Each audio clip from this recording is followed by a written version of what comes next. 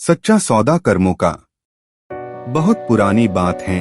धन्ना नाम का एक दुकानदार था। उसकी बाजार में छोटी सी मिठाई की दुकान थी। बहादुर एक दूर गांव का बच्चा धन्ना के पास काम करता। उसके आने के बाद दुकान का काम अच्छा चल निकला था। बहादुर दिन भर दुकान पे बहुत मेहनत करता और रात में धन्ना और उसकी पत्नी के पांव दबाता। बहादुर उनको अपने माँ बाप जैसा समझता, उनसे बहुत प्यार और उनकी सेवा करता। धन्ना इस बात से बहुत खुश रहता।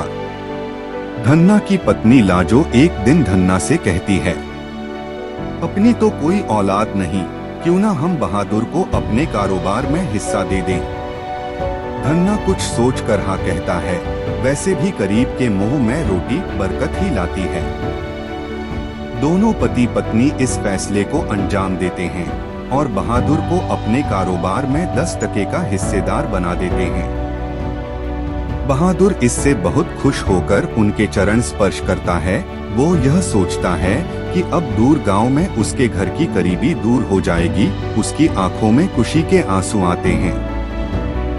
अब बहादुर को हिस्सेदार बनाने के बाद उनका कारोबार दिन दुगनी और रात चौगनी तरक्की करने लगता है। एक दिन एक बहुत बड़ा सौदा होता है जिसमें लाखों रुपए का फायदा होता है। यह देख करके अब इसका 10% बहादुर को देना पड़ेगा। धन्ना और लाजो का मन बेईमान हो जाता है। धन्ना बहादुर को रास्ते से हटाने की योजना बनाता है। धन्ना बहादुर को किसी बहाने से शहर से दूर ले जाता है। यहाँ बहादुर बहुत बीमार हो जाता है। धन्ना उसको एक डॉक्टर के साथ मिलकर जहर दे देता है।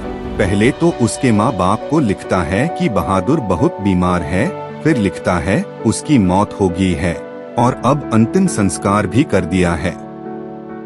बहादुर के अति करीब माँ बाप बहुत दुखी होते हैं पर कुछ नहीं कर पाते।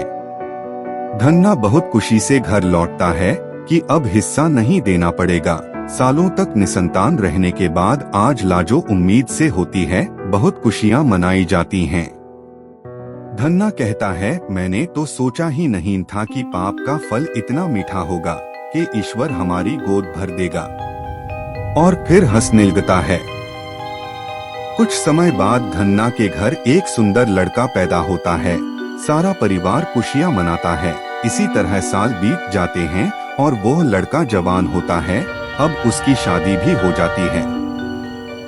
लेकिन शादी के दूसरे ही दिन वो बीमार पड़ जाता है।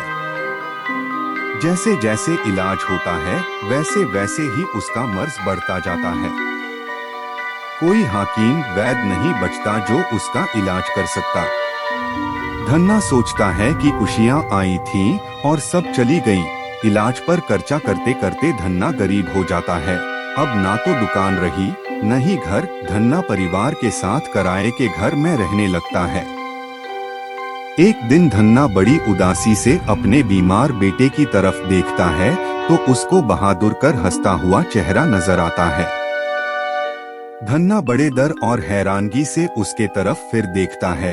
इतने में बहादुर उसको कहता है, क्यों सेठ जी पहचाना नहीं? मैं वही बहादुर हूँ जिसको आपने जहर का टीका लगवा के मार डाला था। अब मैं उसका हिसाब लेने आया हूँ। धन्ना रोते हुए कहता है, मुझको तो अपनी सजा मिल गई, पर यह बता उस बेचारी लड़की का क्या दोष है? बहादुर कहता है कि वो लड़की वो डॉक्टर है जिसने मुझे जहर का इंजेक्शन दिया था। यह सुनकर धन्ना बहुत दुख से रोने लगता है। कहता है, ईश्वर माफ करे न करे पर कर्म कभी माफ नहीं करता। धन्ना हंसने लगता है और पागल सा हो जाता है।